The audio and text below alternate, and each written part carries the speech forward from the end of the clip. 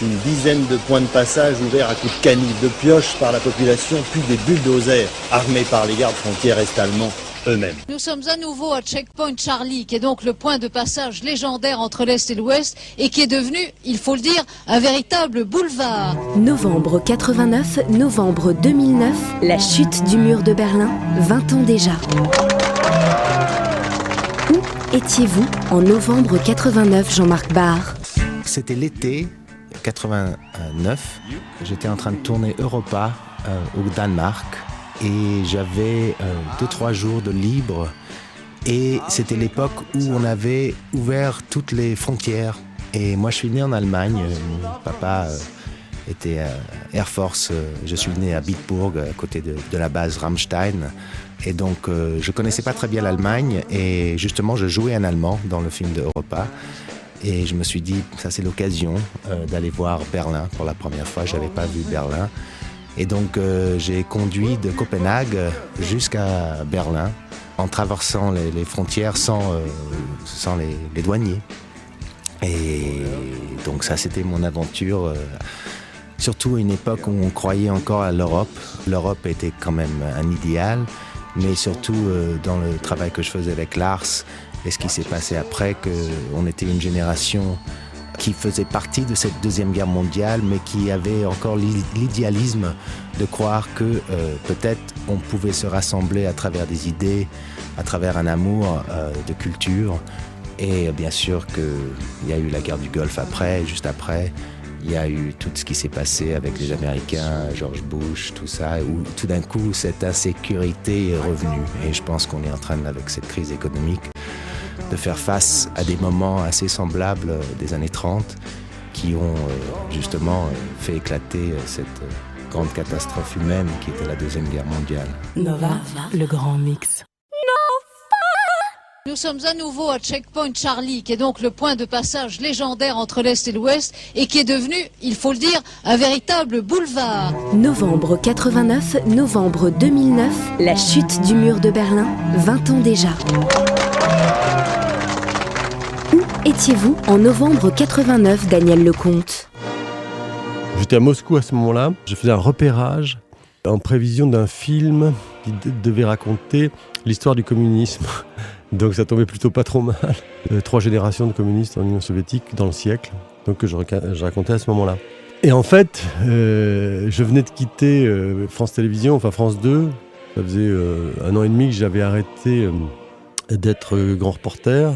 Et ça faisait 1 an et demi que je rongeais mon frein en me disant « t'as fait une erreur, t'aurais pas dû ».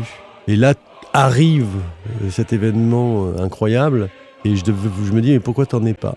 Tu devrais en être ». Tu devrais être là-bas, c'est toi qui devrais témoigner de ça, ce que j'avais fait pendant des années. Et c'est la première fois vraiment où j'ai vraiment eu un très très grand regret d'arrêter le journalisme directement. Et dans un événement comme celui-là qui, pour moi, était un événement très important puisque je travaillais sur cette question du communisme depuis que j'étais à Libé, quand je couvrais l'Union soviétique pour le service étranger. Et après, j'avais fait déjà des films clandestins en Russie. C'est un sujet qui me préoccupait beaucoup. Et ne pas être là au moment où le communisme tombait, voilà, c'était un peu une sorte de regret qui m'est passé après avec la guerre du Golfe en 90, parce que quand j'ai vu tous mes confrères, ceux que je connaissais, ceux que je croisais sur les théâtres d'opération, devant des grandes paraboles et qui ne pouvaient pas aller sur le terrain, à partir de ce moment-là, ça a bouclé la boucle. Je me suis dit, c'est bien ce que tu fais, tu as bien fait de plus faire ce métier. Il faut bien se trouver des raisons. Et donc, le fait d'être à Moscou au moment en même temps où le communisme tombe, enfin où le mur de Berlin tombe, c'était évidemment une sorte de moment pour moi de voir ça en temps réel. Évidemment, comme j'étais avec mon vieux bolchevique qui avait à l'époque 90 ans, je crois, qui était devenu communiste en assistant à un meeting de Lénine sur le territoire de son entreprise, et c'est comme ça qu'il avait eu la révélation. Voilà, évidemment, ce mur qui tombait avec lui et lui-même perdait jour après jour ses illusions. C'était vraiment en même temps assister à une autre forme de... Enfin, c'était aussi bien d'une certaine manière que d'être à Berlin. En même temps, ce qui était très étrange, c'est que évidemment la plupart des Russes à l'époque étaient heureux de ce qui se passait, enfin ceux que je rencontrais encore, sauf le grand-père, parce que les filles étaient très contentes. Lire la fin d'une époque sur leur visage, sur le contre-champ, donc, c'était assez intéressant. Nova, le grand mix. Nous sommes à nouveau à Checkpoint Charlie, qui est donc le point de passage légendaire entre l'Est et l'Ouest, et qui est devenu, il faut le dire, un véritable boulevard. Novembre 89, novembre 2009, la chute du mur de Berlin, 20 ans déjà. Où étiez-vous en novembre 89, Nicolas Lartigue? J'étais à Prague, exactement, et je venais de quitter Berlin-Est. J'étais en tournée avec un spectacle de théâtre, c'était Don Juan de Molière. Et on était en tournée internationale dans les pays de l'Est. Et puis ensuite on est allé à Prague. Et quand le mur est tombé, j'étais à Prague. À l'époque, Václav Havel était évidemment pas encore au château. Mais c'était magnifique parce que c'était voilà ce qu'ils ont appelé la révolution de velours, c'est-à-dire des gens dans les rues, des bougies partout, des espèces de fêtes populaires absolument incroyables. Et à Berlin-Est, j'ai des souvenirs vraiment très bizarres d'une espèce d'ambivalence de la ville. D'abord, entre l'aéroport et Berlin, il y avait à peu près 15 km de cage à lapins. On sentait une pauvreté, une misère qui était incroyable à l'extérieur de la ville. Par contre, quand on rentrait dans la ville, comme la ville avait été reconstruite à l'identique avant le nazisme, c'était très curieux, on a l'impression de se retrouver dans un musée, un peu figé dans le temps, les militaires qui défilaient tous les matins, de la musique classique dans les rues, une ville un peu déserte. Et puis, il y avait une angoisse incroyable. Les gens savaient que le mur allait tomber. Mais pour les Berlinois de l'Est, c'était une angoisse incroyable, se dire on va se faire dévorer par l'Ouest, on va pas tenir.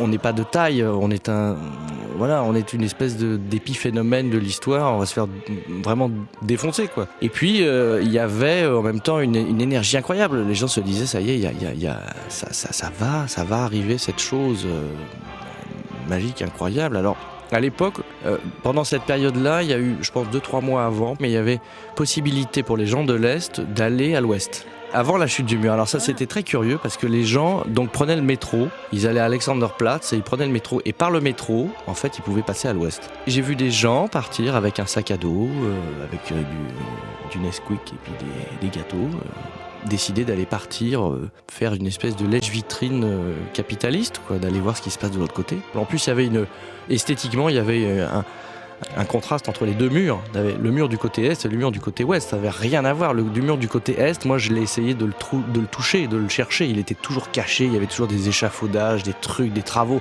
On pouvait jamais le voir, il y avait que des bouts de mur un peu gris, mais en dehors de la ville. Dans la ville, il était toujours caché comme une espèce de truc de honte. Fallait surtout pas qu'on le voie. Mais par contre, quand on allait à l'ouest, alors là pour le coup c'était une peinture incroyable. Les gens faisaient des tags, des trucs. C'était un objet qu'on montrait. C'est-à-dire que c'est vraiment là un contraste incroyable de cette chose qu'il fallait montrer au contraire. À l'Est, c'était absolument l'inverse. C'était la honte.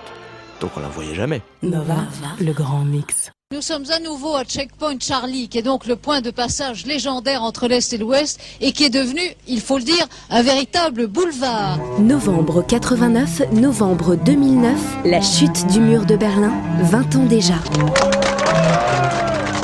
Où étiez-vous en novembre 89, Patrick Eudeline? J'étais à Paris. Et ce qui est drôle avec cette histoire de mur de Berlin, c'est que quelque part, j'ai pas compris tout de suite. C'est-à-dire que je me rappelle que le film The Wall, qui parlait des murs de Berlin et tout ça, mais 10 ans avant, quelque chose comme ça et tout, ça m'avait, pour plein de raisons, frappé, intéressé. Je veux dire, bon, que le mur était quelque chose qui existait dans ma vie, dont j'entendais parler depuis quasiment ma naissance. Voilà, quoi. Donc j'avais toujours connu ça. Et quand il est tombé, bof, quoi, c'était une information comme une autre, aux actualités. J'étais à Paris, rien à signaler. Voilà, je veux dire, quelqu'un a dû me le dire l'après-midi ou je sais pas quand, et j'ai vu ça le soir à la télévision et tout.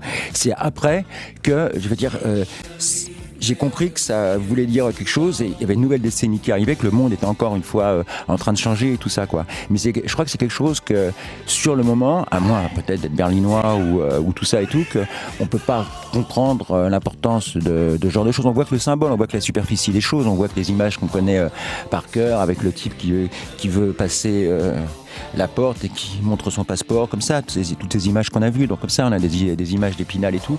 Mais ce que ça veut dire et tout ça, en plus, je pense que c'est surtout une portée symbolique, je veux dire, parce que c'était la fin tout simplement du communisme, bizarrement, quoi. C'est plutôt ça que ça, et de la fin des idéologies, quoi. Voilà. Donc c'était après les années 80 se finissaient, on l'avait compris, je veux dire, pendant tout ce temps-là, au Palace ou ailleurs et tout, mais il y aurait plus vraiment d'idéologie où ça serait très marginal, quoi. Je crois que c'est ça que ça a marqué, le mur de Berlin. Autant les années 80 avaient commencé comme ça, c'était Vraiment, c'était Marie-Antoinette qui dit après nous le déluge, c'est-à-dire c'était la fin de l'histoire. Tout ce qui avait commencé dans les années 50 finissait là, avec plein de trucs, la new wave, la cold wave, les machins industriels, le retour du rockabilly, enfin plein de mouvements de tous les côtés, la musique africaine, tout ce qu'on peut imaginer, plein de choses en tout cas. Et la fin des années 80, il n'y avait pas grand-chose, et ça annonçait, je veux dire, le cauchemar absolu, enfin à mon humble sens, des années 90, c'est-à-dire le mauvais rap, je veux dire, bon, la techno samplée à 3 balles, et tous ces trucs-là qui, pour moi, je l'avoue, veulent strictement rien dire. Donc, je veux dire, à la fin, ma bande-son des années 80, c'était déjà dans le sens que ça allait devenir une habitude des vieilles choses, parce que je comprenais que ça allait être difficile de vivre la musique ou de s'intéresser aux trucs qui allaient sortir, que c'était plus que des CD, que du business. Voilà, avant d'être plus que du tout Internet, mais que finalement, c'est quelque part, c'est la même idée, tout ça manque la magie. Nova, le grand mix.